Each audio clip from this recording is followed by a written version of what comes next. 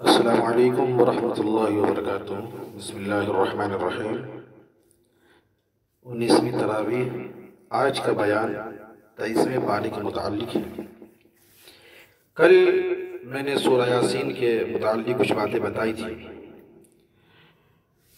اللہ تبارک و تعالی 23ویں پارے کے شروع میں سورہ یاسین کا حصہ ہے وَمَا لِيَ لَا أَعْبُدُ الَّذِي فَطَرَنِي وَإِلَيْهِ تُرْجَعُونَ۔ فرماتے میرے پاس عذر ہی کیا ہے کہ میں اس کی عبادت نہ کروں، جس نے مجھے پیدا کیا تم سب اسی کی طرف لوٹ کر جاؤ گے۔ یہ اللہ کا رسول صلی اللہ علیہ وسلم کہہ رہے ہیں۔ ظاہر سی بات ہے، اب ایک محسن کے احسان کے نیچے انسان اتنا دب جاتا ہے کہ پھر وہ کہتا ہے کہ میں محسن کے اتنا احسان کے نیچے دبا ہوں کہ میرے پاس کوئی بہانہ کرنے کا یا کوئی جنوین ریزن میرے پاس نہیں کہ اس کی بات کو میں انکار نہ کروں، اس لیے کہ بے شمار احسانات ہیں۔ تو وہی اللہ تبارک و تعالیٰ نے فرمایا کہ کہہ دیجئے کہ میرے پاس کوئی ایسا ریزن نہیں ہے کہ میں اس کی عبادت نہ کروں۔ اللہ تبارک و تعالیٰ نے یہی چیز دوسرے بارے میں فرمایا یا ایھا الناس اعبدوا ربکم الذی خلقکم الی آخر۔ اللہ تبارک و تعالیٰ نے وہاں فرمایا کہ لوگوں اللہ تبارک و تعالیٰ کی عبادت کرو، اس کی بندگی کرو۔ کیوں کرو؟ اللہ نے اس کا جواب دیا الذی جعل لکم الارض فراشا والسماء بناء۔ ایک تفسیر ہے، وہ رب جس نے تمہارے زمین کو فرش بنایا، آسمان کو جس نے مضبوط اور مستحکم چھت بنا دیا، وہ رب جو تمہارے لیے پانی کا، کھانے کا، پینے کا، سونے کا ایک چیز انتظام کرتا ہے۔ یقینی بات ہے کہ انسان اس رب کی عبادت نہ کرے تو کس کی عبادت کرے؟ اور آخر پلٹ کے تو اس رب کی طرف جانا ہے نا، تو جاؤ گے کہاں؟ ایک انسان دنیا میں کئی محنت کرتا ہے، مزدوری کرتا ہے، اس کو پتا ہے کہ میں ڈیوٹی پہ آیا ہوں اور ہمارا مالک اس کے بارے میں پوچھے گا، جو کام مجھے سپرد کیا گیا ہے وہ کام میں بحسن خوبی انجام نہیں دوں گا تو میرا مالک پوچھے گا کہ تم نے 8 گھنٹے میں یا 10 گھنٹے کو ڈیوٹی میں تم نے کیا کیا۔ اگر میں کام بحسن خوبی انجام نہیں دوں گا تو میرا مالک ہم سے پوچھے گا۔ انسان کے اوپر ایک پریشر رہتا ہے اور اسی حساب سے اسی کے اکارڈنگ انسان کام کرتا ہے۔ تو جو رب ہمیں دنیا میں بھیجا ہے، کیا آپ کو لگتا ہے کہ یوں ہی چھوڑ دیتے ہیں؟ نہیں، اللہ تبارک و تعالیٰ دنیا میں بھیجے ہیں، ہم ایک ایک چیز کے بارے میں سوال پوچھیں گے۔ دنیا میں کیوں گئے تھے؟ جوانی ہم نے کیوں دی تھی؟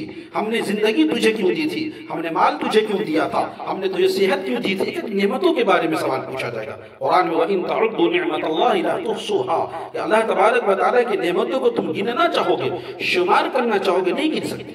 بے شمار نعمتیں ہیں کہ اللہ تعالیٰ کہتے ہیں ان السمع والبصر والفؤاد کل اولئک کان عنہ مسئولا۔ تو جو رب آپ کو آنکھ، دل، دماغ یا کان جیسے اعضاء نعمتیں دی ہے، اللہ تبارک و تعالیٰ اس نعمتوں کے بارے میں کل سوال پوچھیں گے۔ تو انسان کے پاس کوئی جواب نہیں بن پڑے گا، اس لیے کہ ہمیں اس رب کی عبادت کرنی ہے، پلٹ کے اسی کی طرف جانا ہے نا۔ زندگی میں دنیا میں ایک آنے کا مقصد اللہ رب العالمین کی عبادت، اللہ کی خوشنودی، اللہ کی مرضی کے مطابق اپنی زندگی گزارنا، یہی اللہ تعالیٰ نے اسی مقصد کے دنیا میں بھیجا ہے۔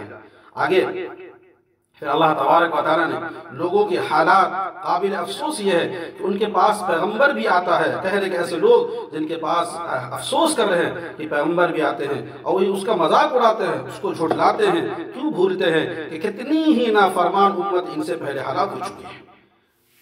جو لوگ مذاق اڑا رہے ہیں، آج کرتے کا مذاق اڑایا جاتا ہے، ٹوپی کا مذاق اڑایا جاتا ہے اور مساجد کا، داڑھی کا مذاق اڑاتے ہیں۔ لوگ بھول جاتے ہیں کہ جس وقت ہم مذاق اڑا رہے ہیں یہ ہم ان کا نہیں مذاق اڑا رہے ہیں، ہم اللہ اس کے دین کا مذاق اڑا رہے ہیں۔ اس سے پہلے بے شمار لوگوں قومیں گزری ہے جو مذاق اڑانے والے، شریعت پہ چلنے والے کا مذاق اڑاتے تو نیست و نابود ہو گئے۔ اللہ تبارک و تعالیٰ ایک دن سب کو اللہ کے سامنے پیش ہونا ہے۔ دنیا میں تو مذاق اڑاؤ، اللہ کے عدالت میں سب کو پیش ہونا ہے۔ اَوَلَمْ يَرَوْا كَمْ أَهْلَكْنَا قَبْلَهُم مِّنَ الْقُرُونِ أَنَّهُمْ إِلَيْهِمْ لَا يَرْجِعُونَ۔ اللہ کہتا ہے بہت ساری اس سے پہلے امتیں تھی، بہت ساری قومیں تھی، سب نیست و نابود ہو گئی۔ اس کے بعد اللہ تعالیٰ نے اپنی کتنی ہی تخلیقی نشانیوں کا تذکرہ فرمایا، آخرت کے عذاب سے ڈرایا، نیک لوگوں کے لیے جنت میں عیش و عشرت کی خوشخبری سنائی ہے۔ ان اصحاب الجنت اليوم فی شغل فاکہون، جو خوش خرم ہوں گے، اہل جنت تکیہ پہ، مسندوں پہ ٹیک لگائے ہوئے خوش خرم ہوں گے، اپنے ان جو دنیا میں کام کے ان کے جزا سے وہ خوش ہوں گے۔ وَلَكُمْ فِيهَا مَا تَشْتَهِي الْأَنفُسُ وَتَلَذُّ الْأَعْيُنُ، خوش ہوں گے اللہ کے رب کے فیصلے۔ اللہ کی جنہوں نے اللہ کی باتوں کو مانا، ایک دیکھیے ایک مثال سے سمجھیے کہ انسان ہم اور آپ یہاں پہ پڑھا لکھا طبقہ ہے، ہر انسان دوران تعلیم ایگزام کے پیریڈ سے گزرا ہوگا۔ ایگزام کے زمانے میں آپ نے محنت بڑھا دی ہوگی، 2 گھنٹے کے بجائے 4 گھنٹے پڑھے ہوں گے، 4 گھنٹے کے بجائے 8 گھنٹے، جو روٹین اگر 8 گھنٹے کی تو آپ 12 گھنٹہ پڑھے ہوں گے، کیوں ایگزام آنے والا ہے، اچھی تیاری ہو جائے کہ بعد میں آرام کر لوں گا۔ اب اس زمانے میں ایگزام کے پیریڈ میں آپ نے محنت کی، رزلٹ اچھا آیا، پوری لائف اچھی زندگی گزار رہے ہیں، لیکن آپ نے اس دوران تعلیم ایگزام اچھا نہیں دیے تو بعد میں ہمیشہ افسوس رہے گا۔ وہی حال ہے، دنیا میں ایگزام دینے کے لیے آئے ہیں، اللہ کو خوش کر کے یہاں سے چلے گئے تو آخرت میں جو رزلٹ وہاں ملے گا اچھا ہی رہے گا، لیکن اگر ایگزام اچھا نہیں کیا آخرت دنیا کا تو آخرت میں بہت برا ہوگا۔ اسے اللہ تعالیٰ نے فرمایا کہ جو لوگ اللہ تبارک و تعالیٰ کی باتوں کو نہیں مانتے ہیں ان کا ٹھکانہ جہنم، اہل جنت کا تذکرہ میں نے کر دیا۔ اس کے بعد اللہ تبارک و تعالیٰ نے سورہ صافات شروع ہوتی ہے، اللہ تعالیٰ قسم کھا کر ارشاد فرماتے ہیں کہ ساری کائنات کا مالک و مختار وہی ہے، اور ان کا نظام جو نظام کائنات ہے شیطانی مداخلت سے محفوظ ہے۔ روز قیامت منکرین ماں اپنے جھوٹے معبودوں کے دوزخ کا ایندھن بنیں گے، مجرموں کو یہی سزا ہوگا، وہ جہنم میں ڈالے جائیں گے، جن کو دنیا میں اپنے معبود باطلہ کی وہ پوجا کرتے تھے، جن کی وہ بندگی کرتے تھے، وہ جہنم میں ساتھ میں ڈالے جائیں گے۔ اس کے بعد اللہ تبارک و تعالیٰ نے سورہ صافات کے اندر ابراہیم علیہ السلام، اسماعیل علیہ السلام کا ذکر فرمایا۔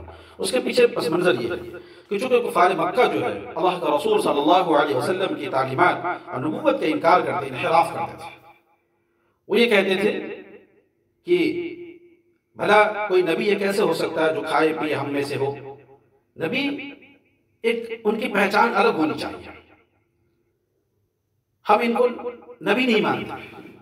اللہ تعالیٰ نے ابراہیم علیہ السلام کی مثال بیٹوں کی اس لیے دی ہے کہ چونکہ کفار مکہ یہودی عیسائی سب ابراہیم علیہ السلام کو مانتے تھے، اپنے جد اعلیٰ مانتے تھے، وہاں تک کوئی اختلاف نہیں ابراہیم علیہ السلام۔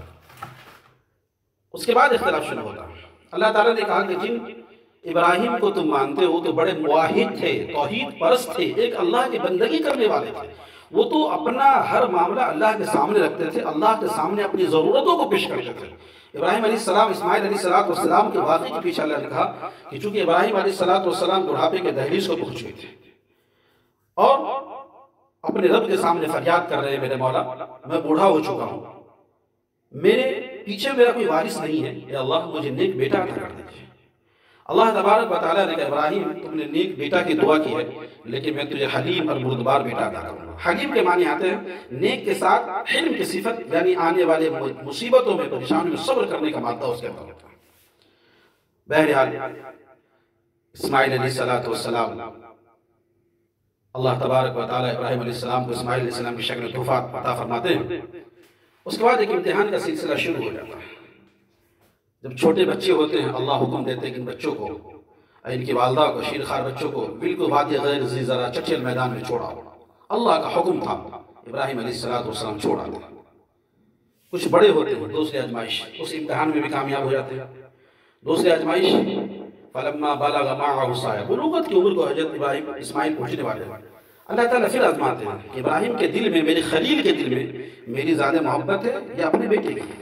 دوسرا امتحان کا پرچہ آتا ہے، کہتے ابراہیم اس کو سولو کر کے دکھاؤ، اپنے بیٹے کو اللہ کے راہ میں تم ذبح کرو، میں دیکھنا چاہتا ہوں کہ تمہارے دل میں میرے زیادہ محبت ہے یا اپنے بیٹے کی۔ ابراہیم علیہ السلام اپنے نظر لختے جگر سے کہتے کہ بیٹا میں خواب میں دیکھا ہوں کہ تجھے ذبح کر رہا ہوں، چونکہ خواب جو ہوتا ہے نبی کا نا وہ اشارے الہی ہوتا ہے، اور خواب نبی کا خواب ایک وحی ہوتا ہے، فوراً سمجھ جاتے ہیں نبی کو خواب میں کبھی شیطان نہیں آ سکتا، وہ خواب ان کا وحی الہی ہوتا ہے۔ بیٹے سے مشورہ کرتے ہیں، بیٹا کہتا ابا جان آپ اللہ تبارک و تعالیٰ نے جن چیزوں کو حکم دے فوراً کر گزریے، ستجدونی انشاءاللہ من الصابرین، آپ مجھے صبر کرنے والے میں سے فوراً کام گزریے۔ دونوں باپ بیٹے سچے پکے ارادے کے ساتھ نکلتے ہیں۔ میدان کے میدان میں جانے کے بعد اسماعیل علیہ السلام کہتا ابا جان ذبح کرنے سے پہلے اپنی آنکھ پہ پٹی باندھ لیجیے، کہیں شفقت میں آپ ذبح کرنا نہ چھوڑ دیں، اور میرے پاؤں ہاتھ کو جکڑ دیجیے تاکہ بے ادبی نہ ہو، گستاخی نہ ہو، اور میں بہت زیادہ جب حرکت کروں گا جس کی وجہ سے کہ آپ ذبح کرنے پہ مجھے ذبح کرنے سے رک نہ جائیں۔ بہرحال اسماعیل علیہ السلام کو لٹا کر کے اسے حکم کی تعمیل کرتے ہوئے ذبح کرتے ہیں، اور ابراہیم علیہ السلام یوں سوچے میں ذبح کر رہا ہوں، چھری کام بھی کرتی ہے، لیکن جب آنکھ کی پٹی کھولتے ہیں تو دیکھتے اس جگہ دمبا ذبح ہوا تھا، اسماعیل کی دور میں کھڑے ہیں۔ اللہ تعالیٰ نے کہا فَدَيْنَاهُ بِذِبْحٍ عَظِيمٍ إِنَّا كَذَلِكَ نَجْزِي الْمُحْسِنِينَ کہ ہم نیک کاروں کو ایسا بدلہ دیتے ہیں۔ اسماعیل ہم تم سے تمہارے بیٹا کو لینا میرا مقصد نہیں تھا، میں یہ جاننا چاہتا تھا کہ تمہارے دل میں اللہ کی زیادہ محبت ہے اپنے بیٹے کی، تم نے اپنا کام سچ کر دکھایا۔ اللہ تعالیٰ نے کہا اس قربانی کے یاد کو ہمیشہ آنے قیامت تک کے لیے اللہ تبارک و تعالیٰ نے اس کو سنت قرار دیا۔ یہی وجہ کہ ہمارا قربانی کے موقع سے جو جانور کا ذبح کرتے ہیں وہ اسماعیل علیہ السلام کی یاد میں کرتے ہیں۔ اللہ نے ان کو اولاد کو ذبح کرنے کے لیے کہا تھا، ہمیں آپ کو اپنا قیمتی مال اللہ کے راہ میں خرچ کرنے کے لیے کہا گیا جانور کی شکل میں۔ ان کا تذکرہ دونوں باپ بیٹے کا تذکرہ تھا۔ اس کے بعد یونس علیہ السلام کا ان یونس لمن المرسلین کہ یونس علیہ السلام کا واقعہ ہے، وہ بغیر اللہ کی اجازت سے بستی والوں سے خفا ہو کر دریا کے سفر پر چلے، اور لمبا واقعہ ہے، ایک بڑی مچھلی نے ان کو نگل لیا، پھر مچھلی کے پیٹ میں رہے، اس کے بعد وہ دعا کرتے ہیں لا الہ الا انت سبحانک انی کنت من الظالمین، اللہ کے حکم سے مچھلی اپنے پیٹ سے باہر نکال دیتی ہے۔ پھر یونس علیہ السلام اپنی قوم کی طرف لوٹ کے جاتے ہیں۔ اس کے بعد سورہ صاد شروع ہوتی ہے، ارشاد باری تعالیٰ ہے کہ مشرکین مکہ تکبر اور ضد میں مبتلا تھے، انہوں نے حق کو ماننے سے انکار کر دیا اور باتیں بناتے ہوئے یک باری حضور صلی اللہ علیہ وسلم کے پاس سے اٹھ کر چلے گئے۔ ارشاد ہوا اس میں تعجب کی کون سی بات ہے کہ ہم نے ان میں سے ایک پیغمبر ان کی ہدایت کے لیے مبعوث فرمایا، کہ یہ منکرین نہیں سمجھتے کہ ان سے پہلے ہم نے کتنی ہی نافرمان قوموں کو ایسی حرکت پر ہلاک کر چکے ہیں۔ اے نبی، جو یہ آپ کے ساتھ برتاؤ کر رہے ہیں اور آپ کے ساتھ اس طریقے سے حرکت کر رہے ہیں، آپ ان پر صبر کیجئے، پریشان مت ہوئیے۔ پھر داؤد علیہ السلام کا واقعہ ہے، ان کو اللہ تعالیٰ نے بہت قوت فیصلہ عطا فرمایا، انہیں ایک تنازع کا فیصلہ فرمایا، مگر اللہ کی تعالیٰ کی طرف سے ان کا ایک امتحان تھا جس کا فیصلہ کرتے ہوئے ان کو احساس ہو گیا، فوراً سجدے میں گر گئے، توبہ کی، اللہ نے ان کی توبہ قبول فرمائی۔ اس کے بعد ایوب علیہ السلام سخت بیماری اور صبر کا واقعہ ہے۔ ایوب علیہ السلام کے بارے میں آتا ہے کہ اللہ نے ایوب علیہ السلام کو بہت خوبصورتی، بہت معلومات، بہت اولاد تھی۔ امتحان شروع ہوا، ان کو اسکن ڈیزیز کی بیماری، اسکن یعنی چمڑی کی بیماری لگ گئی، اور اولاد بھی فوت ہو گئی، مال بھی ختم ہو گیا، سب چھوڑ کے چلے گئے۔ اور اسی بے بسی کے عالم میں ایوب علیہ السلام صبر کرتے رہے۔ ایک دن اللہ سے دعا کی، اے میرے رب انی مسنی الضر وانت ارحم الراحمین، یا اللہ مجھے بیماری نے چھو لیا ہے، اللہ مجھ پر رحم فرمائی۔ اللہ کا حکم ہوتا ارکض برجلک ھذا مغتسل بارد وشراب، اے ایوب اپنے پاؤں کی ایڑیاں رگڑو، پانی نکلے اس کو پی لو، اسے نہا لو، تمہاری بیماری ختم ہو جائے گی۔ اللہ تبارک و تعالیٰ نے پھر ایوب علیہ السلام کی بیماری کو ختم کیا، اور ساری نعمتیں پھر اللہ تعالیٰ نے ان کو جو نعمتیں زائل ہو گئی تھیں، وہ نعمتیں اللہ دوبارہ بحال کر دیا۔ اس کے بعد سورہ زمر شروع ہوتی ہے، ارشاد ہوتا ہے کہ اللہ تعالیٰ ایسے لوگوں کو ہدایت نہیں دیتا جو جھوٹے اور کافر اور مکار ہیں۔ اللہ کسی کو اپنا بیٹا نہیں بنا، وہ واحد ہے۔ چونکہ کفار مکہ جو ہے وہ یہ کہتے تھے اصطفى البنات علی البنین، اللہ تعالیٰ کے بارے میں ان کا تعلق تھا کہ فرشتے ان کی بیٹی ہے، تو اللہ تبارک و تعالیٰ نے کہا کہ تم اپنے لیے تو بیٹا پسند کرتے ہو، میرے لیے بیٹی، حالانکہ اللہ تعالیٰ بیٹا بیٹی سے پاک ہے، ان کے پاس نہ اولاد ہے۔ قل اللہ پڑھے قل هو اللہ احد اللہ الصمد لم یلد ولم یولد ولم یکن له کفوا احد، ان کے پاس نہ باپ ہے، نہ بیٹا ہے، نہ بیٹی ہے، نہ ان کے پاس کوئی اولاد ہے، وہ تنہا ہے۔ تو توحید کی تعلیم دی گئی ہے کہ اللہ رب العالمین ایک ہے، ان کا کوئی شریک نہیں، ان کا کوئی پارٹنر نہیں ہے۔ ابھی مزید باتیں اس کے تعلق سے آئے گی، سورہ اخلاص کے اندر اور بھی انشاءاللہ باتیں بتائی جائے گی۔ اللہ تعالیٰ سے دعا ہے کہ رب کریم ہم سب کو کہنے سننے زیادہ عمل کرنے کی توفیق عطا فرمائیں۔ آمین وآخر دعوانا الحمدللہ رب العالمین۔ السلام علیکم ورحمۃ اللہ وبرکاتہ۔